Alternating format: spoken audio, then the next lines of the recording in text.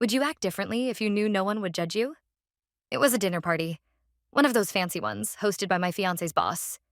Everyone was dressed like magazine covers, talking about vacations I couldn't even imagine, complaining about problems I wished I had.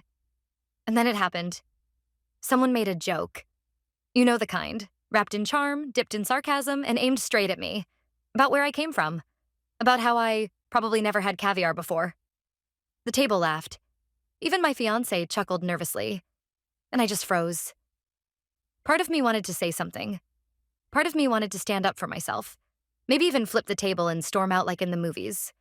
But the louder part, the one trained over years to keep the peace, to be polite, to not make people uncomfortable, stayed seated.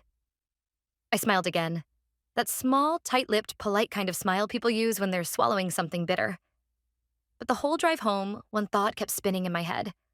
What would I have done if I knew no one would judge me? I would have stood up, looked around the table, and said, I may not have had caviar growing up, but I had respect. And I won't sit here pretending this is normal. And then I would have walked away. Not for drama, not for revenge. Just to remind myself that I still could. Because sometimes the hardest thing isn't standing up to strangers. It's disappointing the people who expect you to stay silent.